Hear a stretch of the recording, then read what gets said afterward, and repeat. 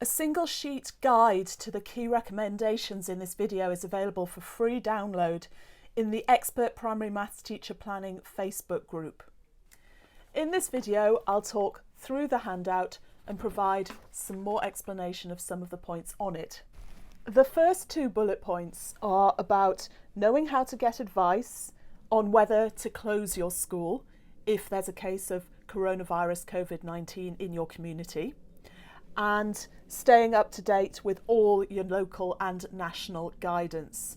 Now, most schools are at the stage where they're doing those two things, and they're thinking about the next stage, which is creating a plan to reduce contagion of coronavirus COVID-19 in line with the NHS guidance. So this handout provides 10 points you may like to consider as you develop your plan to reduce contagion, and then we'll discuss some things you might like to consider once you've done that. The context for your plan is the NHS guidance on reducing the spread of coronavirus COVID-19. Here's the advice as it was this morning. Sorry, the text is small. It focuses on 4 points: hand washing, blocking coughs and sneezes, staying away from people who are ill, and not touching faces. One of the most important things you need to do before you agree your plan is to check whether this advice has been updated. There's a link to the advice in your handout. For context, the red lines show the new points that have emerged in this advice since I last downloaded it 3 days ago. They're about washing your hands for at least 20 seconds, always washing your hands when you arrive at work or at home, and washing your hands when you've put your tissue in the bin. You need to check the current advice, but given the advice as it is today, Friday the 6th of March, here are 10 points I think you should consider as you develop your plan. Number 1, what will your rules and hand washing protocols be? And how will you check that washing is thorough enough? Are you going to insist every child washes their hands every time they come into the classroom? Should they wash their hands before or after eating? And will you insist they wash their hands every time they cough or sneeze? Point 2, what will you do to clean up if a child coughs or sneezes? Are you going to have cleaning equipment in classrooms, such as disinfectant and paper towels? And if so, how will that be stored safely? Number 3, what does not touching our face mean? It certainly does include eyes. If you're rubbing your eyes, that's a point of contagion. But you need to think through what's going to happen to the child who's a compulsive thumb sucker, the children who really can't get their fingers away from their face, and have a plan as to what boundaries you're going to draw. Point 4, do you need to modify your advice about when children should stay at home rather than coming into school? Now, one point you need to consider here is your families who are at risk of prosecution if their children do not come into school, the families who are scared to keep their children off school for fear of consequences. You need to be having some proactive discussions with those families to make sure those situations are carefully managed. But there's more to it than that. Let's take a careful look at this NHS advice. Try to avoid close contact with people who are unwell. Now, what on earth does that mean? Unwell with coronavirus? Unwell with coughs and colds, a temperature, or just unwell in any way? And what does avoiding close contact mean? Are we talking about Wuhan handshakes? Or are we talking about people staying away from other people? Or are we talking about children and staff staying at home? This advice is nowhere near clear enough. You need to discuss it, and you need to make some decisions about whether you're going to be firmer about children staying home if they've got coughs and colds or a temperature. You may very well find it useful to discuss this and other issues with your cohort of head teachers or with your local authority group to develop a collective approach.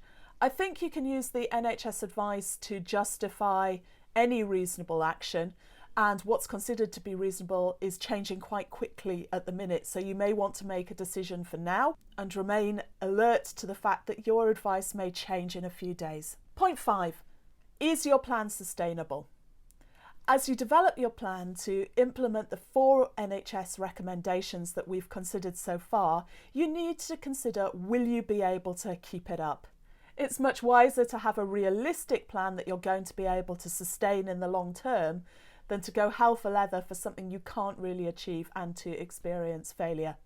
Point 6, have you consulted all your staff in developing this plan and got them all on board? Have you included your caretaker and cleaning staff, your kitchen staff, your TAs, your business manager, your governors, your lunchtime staff, after school club staff, and there's plenty more I'm sure you can come up with. Everybody needs to be singing from the same hymn sheet, and any of those people may have something really important to say or offer. Point 7, how will we launch and then reinforce our message? The overall message is really positive. The risk for children of getting very ill is extremely low, and they're going to be our little soldiers protecting other people. That's a role that will make sense to them. Are you going to launch your message through assemblies? A class teacher's going to reinforce it? Are you going to send information home? Are you going to reinforce the messages by getting children to make posters, which will be all over the school? And then how are you going to find your catchy way for children to remember that they must wash their hands, block their coughs and sneezes, and not touch their faces? Is it going to be Baby Shark? You're going to need a catchy way of remembering this message that you can stand for more than a few weeks. Point 8, how will you incentivize compliance? Are you going to have targets? Are you going to have charts? Are you going to have rewards? Are you going to have celebrations of achievement? All these things will help really establish new routines, cultures and behaviours. Do you need to improve the cleaning of your school? Disinfectant kills this virus. So do teachers want supplies of spray, disinfectant and towels so they can spray down their surfaces twice a day and take some of the pressure off cleaning staff who can then more thoroughly deep clean other areas? These are the kinds of discussions it's reasonable to be having. And if you're going to have that disinfectant equipment in class, again, you're going to have to think about safe storage. Point 10, have you got secure supplies of all the cleaning products that you need? Now, of course, you may want to add other points to this list, and if the NHS advice changes, you certainly should. So I've created it in Word so you can hack it about and adapt it to suit your own needs. Now you've developed and are implementing your plan to reduce contagion, what do you need to think about next? Well, one of the things you need to think about is having discussions with your staff who may not be comfortable staying at home. They may be on a warning because they've had too much absence, or they may be staff who are on 0 hours contracts and cannot afford to stay home. So you need to be having proactive discussions with those people to make sure they're going to be okay if they need to stay home. Beyond that, to what extent can you project your message into the community and influence behaviour there? Can you send regular messages home that are going to nudge parents onto better behaviour? Could you ask them to check their children are washing their hands for 20 seconds? Might children make charts for hand washing that they take home and signs for the doors at home? Wash your hands when you go out, wash your hands when you come in. Will you send regular messages home about what you're doing in school to raise awareness of that? Make sure parents are on side and constantly remind them to improve what they're doing at home. Might you encourage your children to offer to help with cleaning at home? And might you do some press and media to raise awareness that you are doing stuff to try and influence the behaviour of other employers locally, which could include the parents of your children in their workplaces, acting to improve hygiene because of the messages they're getting from school. All of this should reduce contagion. At this stage, it's all about doing what we can reasonably do. Beyond that, you should be starting to think about what will happen if your school needs to close. And there's two things to consider here. One is the education of children. You will still need to set work. You may want to run group teaching online. You may want individual sessions online. It's really helpful to think this through in advance. If your children suddenly have to go home, what will you send with them? In the discussion forums, teachers in Italy were saying that they got 1 hour's notice of closure and they weren't expecting it at all, and they just wish they'd had a conversation a week earlier, because they would have sent home several reading books with each child, and they would have thought more carefully about which books were going home, and they would have just felt more comfortable and confident with the whole situation. And the other part of this is the social needs that are going to emerge in families. We're all used to worrying over summer about the most vulnerable children. How will they eat? How will their families cope? This could be much more serious because a lot more families may be affected. Families may lose earnings and they may suddenly find themselves in difficulties. So as a school leader, anything you can do to think through that, get people talking about it now in plenty of time so you can think through ways of organising to improve that, is time really well spent.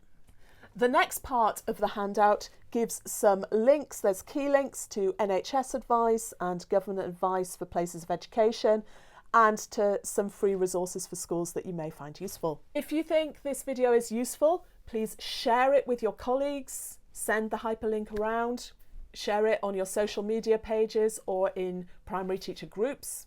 If you've got any comments on this video or suggestions as to how it could be improved or what you need to know, please do put them on the YouTube channel or in the Expert Primary Maths Teacher Planning Facebook group, because I will see them there. Or you can email me, it's rebecca@authenticmaths.co.uk. My context for creating this video is that I'm a YouTuber who's got a lot of experience of running training in primary schools and talking to primary heads. This is what they feel they need to know right now. I'm also a mathematician, so I have a deep understanding of the numbers associated with this epidemic, and I know that just reducing the contagion by maybe 20% compared with what it would otherwise be will have one heck of an impact on the overall spread of this virus. This really is worth the effort. I'm also a county councillor and I sit on Cumbria Health Scrutiny Committee, so I'm used to reading large volumes of health information and extracting the key aspects of it.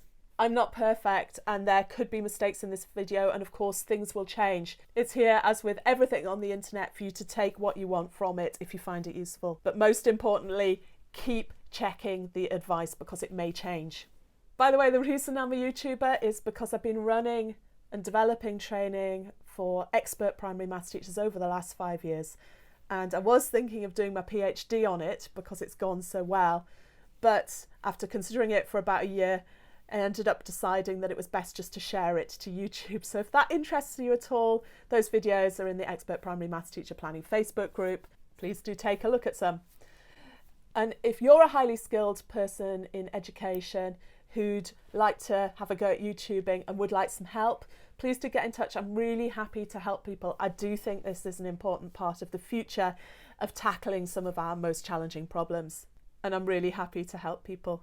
If things change and there's a need to say more, I may make another video, but hopefully that won't be needed and I can just get back to making videos about maths teaching in primary schools. I hope you and your community stay safe and well. Thanks for all the wonderful work you do.